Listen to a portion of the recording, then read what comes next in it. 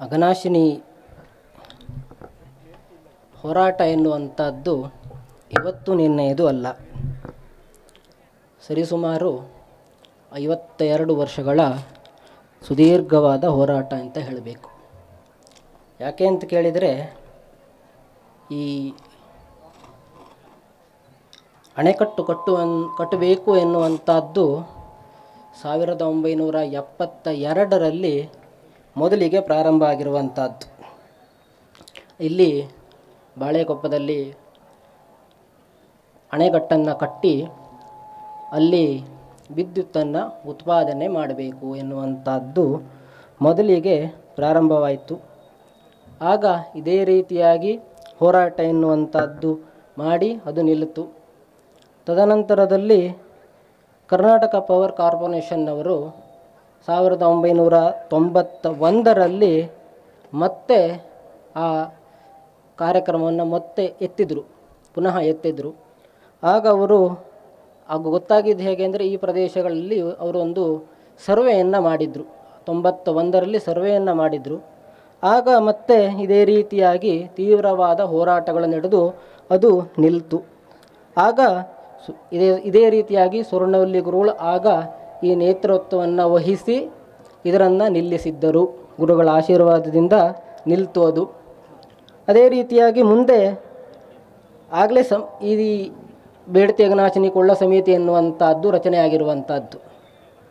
ತದನಂತರದಲ್ಲಿ ಮತ್ತೆ 2004-2005ರಲ್ಲಿ 600 ಮೆಗಾವ್ಯಾಟ್ ವಿದ್ಯುತ್ತನ್ನು ಇಲ್ಲಿ ಉತ್ಪಾದನೆಯನ್ನು ಮಾಡಬೇಕು ಅಂಥೇಳಿ ಆಗ ಶುರು ಮಾಡಿದರು ಮತ್ತೊಮ್ಮೆ.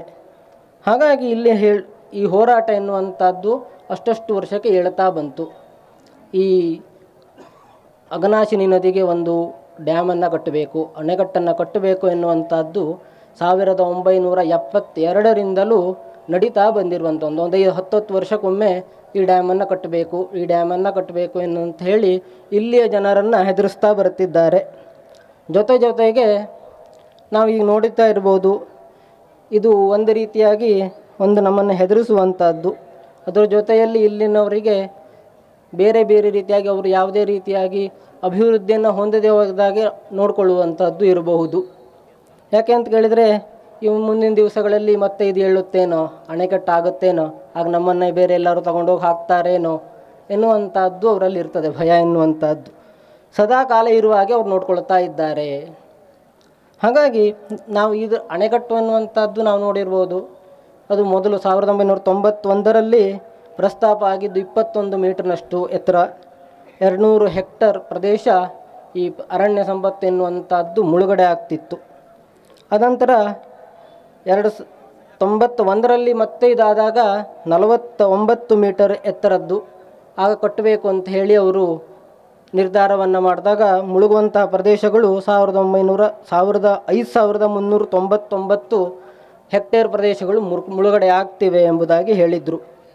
ಈಗ ಮತ್ತೆ ಅದೇ ರೀತಿಯಾಗಿ ಬರ್ತಾ ಇದೆ. ಈಗ ಎಷ್ಟು ಎತ್ತರದ ಕಟ್ತಾರೋ ಗೊತ್ತಿಲ್ಲ. ಯಾಕೆಂದರೆ ಇನ್ನು DPR ಆಗಲಿಲ್ಲ ಎಂಬುದಾಗಿ ಅನಂತಶೇಷರವರು ಹೇಳಿದರು ನಮಗೆ.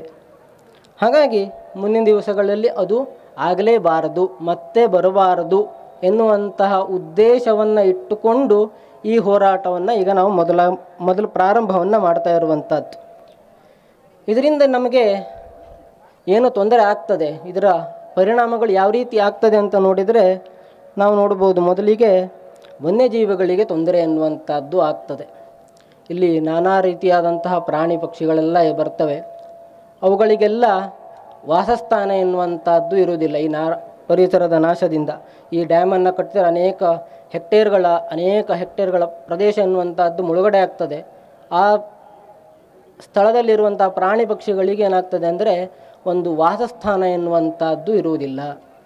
ಅದರ ರೀತಿಯಾಗಿ ನಾವು ಪ್ರಾಣಿಗಳ ಜೊತೆಗೆ ನಾವು ಮನುಷ್ಯರು ಒಂದು ಪ್ರಾಣಿಗಳೇನೆ ಅಲ್ವಾ.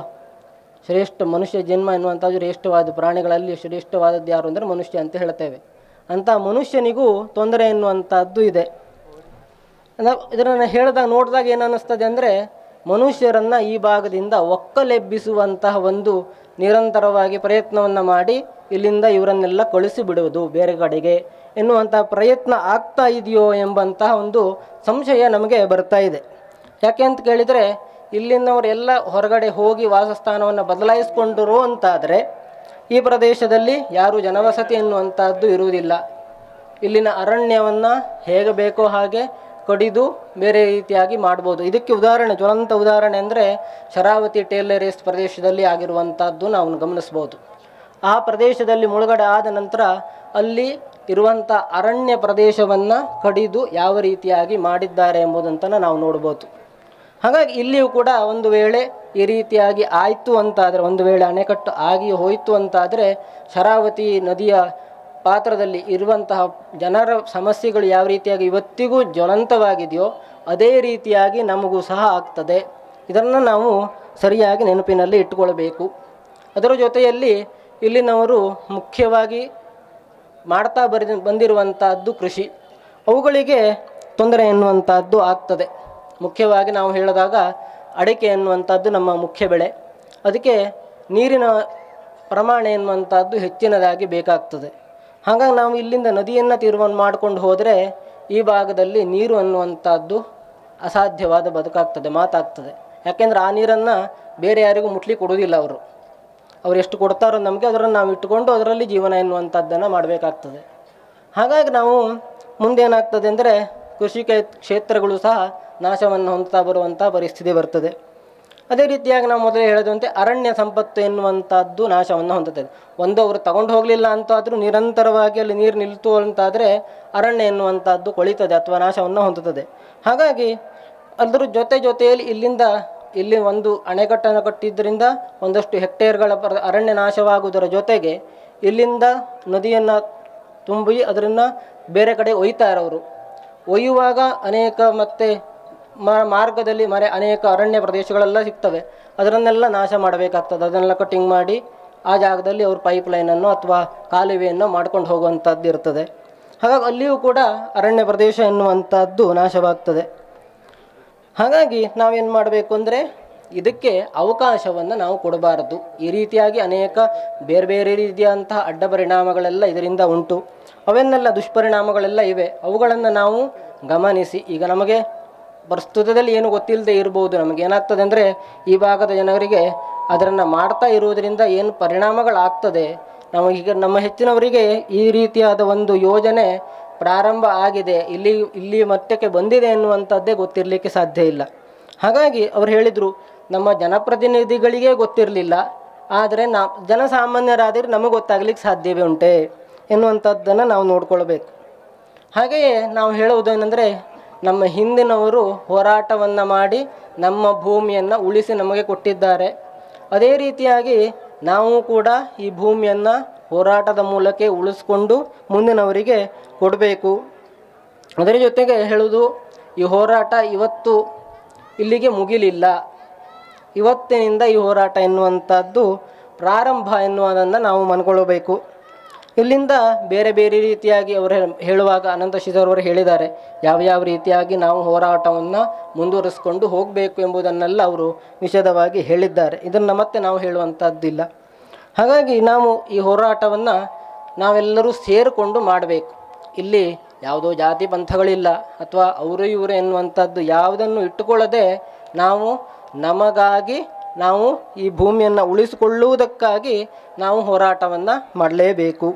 ಅದರ ಜೊತೆಯಲ್ಲಿ ನಮ್ಮ ಗುರಿಯಾಗಿ ಏನಾಗಿರಬೇಕು ಅಂತ ಕೇಳಿದರೆ, ಅಘನಾಶಿನಿ ಈಗ ಹೇಗೆ ಸರಾಗವಾಗಿ ಹರಿದು ಸಮುದ್ರವನ್ನು ಸೇರ್ತಾ ಇದೆಯೋ, ದಾದಾಪು 121 ಕಿಲೋಮೀಟರ್ ಅಂದರೆ 75 ಮೈಲುಗಳಷ್ಟು ದೂರವನ್ನು ಅದು ಕ್ರಮಿಸಿ ಹೋಗ್ತಾ ಇದೆ. ಕ್ರಮಿಸಿ ಸಮುದ್ರವನ್ನು ಸೇರ್ತಾ ಇರುವಂಥದ್ದು. ಅದರಿಂದ ಅನೇಕ ಎರಡು ಪಕ್ಕಗಳಲ್ಲಿ ತೋಟಗಳೆಲ್ಲ ಇದೆ. ಎಲ್ಲರದ್ದು ಅನೇಕರದ್ದು ತೋಟ ಇದೆ, ಗದ್ದೆ ಇದೆ. ಅದರಿಂದ ಆ ನೀರನ್ನು ಬಳಸ್ಕೊಂಡು ಆ ಕೃಷಿ ಎನ್ನುವಂಥದ್ದು ನಡೀತಾ ಇದೆ. ಹಾಗಾಗಿ ಆ ನೀರನ್ನು ನಿಲ್ಲಿಸಿ ಈ ಪ್ರದೇಶದಿಂದ ಬೇರೆ ಪ್ರದೇಶಗಳಿಗೆ ಹೋಯಿತು ಅಂತ ಆದರೆ ಏನಾಗ್ತದೆ ಅಂದರೆ ಆ ಕೃಷಿ ಎನ್ನುವಂಥದ್ದು ನಾಶವನ್ನು ಹೊಂದುತ್ತದೆ. ಅಂದರೆ ಆ ಕೃಷಿ ಬಳಲಿಕ್ಕೆ ನೀರಿಲ್ಲದೆ ಬಳಲಿಕ್ಕೆ ಶುರುವಾಗ್ತದೆ. ಆಮೇಲೆ ಅದು ಬೆಳೆಯೋದು ನಿಲ್ತದೆ. ಆಮೇಲೆ ಅದು ಸತ್ತೋಗ್ತದೆ ಒಂದು ದಿವಸ. ಆಮೇಲೆ ಅದೇ ಥರ ನಮ್ಮ ಜೀವನವೂ ಕೂಡ ಆಗ್ತದೆ. ಹಾಗಾಗಿ ನಾವು ಅದಕ್ಕೆ ಪ್ರಯತ್ನವನ್ನು ಹಾಕಬೇಕು. ಏನಂದರೆ ನಮ್ಮ ಕೃಷಿ ಜೊತೆಗೆ ನಾವು ನದಿಯನ್ನು ಇಟ್ಟುಕೊಳ್ಳುವಂತಹ ಪ್ರಾಮಾಣಿಕವಾದ ಪ್ರಯತ್ನವನ್ನು ನಾವೆಲ್ಲರೂ ಮಾಡಲೇಬೇಕು. ಹಾಗೆಯೇ ನಾವು ಹೇಳುವುದೇನೆಂದರೆ, ನಾವು ನೋಡ್ಬೋದು.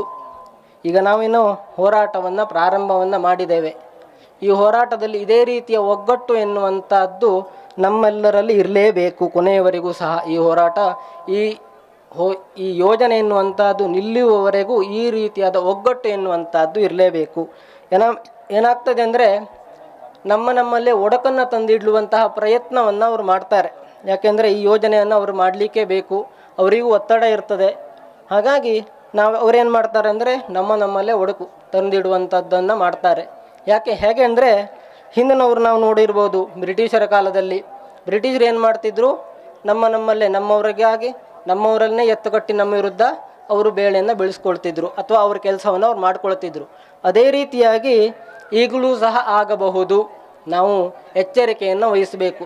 ನಮ್ಮವರ ವಿರುದ್ಧ ನಮ್ಮವರನ್ನೇ ಎತ್ತುಕಟ್ಟಿ ಆ ಡ್ಯಾಮನ್ನು ಅವರು ಕೆಲಸವನ್ನು ಪ್ರಾರಂಭ ಮಾಡಬಹುದು. ಯಾಕೆಂದರೆ ನಮ್ಮಲ್ಲೇ ವಿರೋಧ ಇದೆ ಅಂತಾದರೆ ಅದನ್ನು ಚೆನ್ನಾಗಿ ಅವರು ಬಳಸ್ಕೊಂಡು ಬಿಡ್ತಾರೆ. ಹಾಗಾಗಿ ಅದು ಆಗದೇ ಹೋದ ರೀತಿಯಲ್ಲಿ ನಾವು ನಮ್ಮ ನದಿಯನ್ನು ಉಳಿಸ್ಕೊಂಡು ಹೋಗಬೇಕು. ಅದಕ್ಕೆ ನಾವು ಈ ಹೋರಾಟವನ್ನು ಇಲ್ಲಿಂದ ಮೊದಲು ಮಾಡಿದ್ದೇವೆ. ಗುರುಗಳ ಆಶೀರ್ವಾದ ಇದರ ಮೇಲೆ ಸದಾ ಇರಬೇಕು. ಹಾಗೆ ಅದರ ಜೊತೆಯಲ್ಲಿ ಇದರ ಪ್ರಯತ್ನ, ಅದಕ್ಕೆ ಶಾಸಕರ ಹಾಗೂ ಸಂಸದರ ಪ್ರಯತ್ನ ಎನ್ನುವಂಥದ್ದು ಅತ್ಯಂತ ಮುಖ್ಯವಾಗ್ತದೆ. ಯಾಕೆಂದರೆ ನೀವೆಲ್ಲ ಸೇರಿಕೊಂಡು ಅವರನ್ನು ಆರಿಸಿ ಕಳಿಸಿದ್ದು ನಮ್ಮೆಲ್ಲರಿಗೂ ಒಳ್ಳೇದು ಮಾಡಲಿ. ಅವರು ನಮಗೆ ಯೋಜನೆಗಳನ್ನು ಸರಿಯಾಗಿ ನಮ್ಮ ಭಾಗಕ್ಕೆ ಏನು ಯೋಜನೆಗಳು ಬೇಕೋ ಅದನ್ನು ತಂದುಕೊಡಲಿ ಅಂತೇಳಿ ಅವರನ್ನು ಆರಿಸಿ ಕಳಿಸಿದ್ದೇವೆ. ಅದರ ಜವಾಬ್ದಾರಿ ಅವರಿಗಿರ್ತದೆ, ಅವರದನ್ನು ಮಾಡ್ತಾರೆ ಎಂಬಂಥ ಒಂದು ಆಶ್ವಾಸನೆಯನ್ನು ನಾವು ಇಟ್ಟುಕೊಂಡು ನಮ್ಮ ಮಾತಿಗೆ ಪೂರ್ಣವಿರಾಮವನ್ನು ನೀಡ್ತಾ ಇದ್ದೇವೆ. ಹರ ನಮ ಪಾರ್ವತೀಪತಯೇ ಹರ ಹರ ಮಹಾದೇವ. ವೀಕ್ಷಕ ಮಹಾಪ್ರಭುಗಳೇ, ನಮ್ಮ ಚಾನಲ್ ಅನ್ನು ಸಬ್ಸ್ಕ್ರೈಬ್ ಮಾಡಿ, ಶೇರ್ ಮಾಡಿ, ಪ್ರೋತ್ಸಾಹಿಸಿ.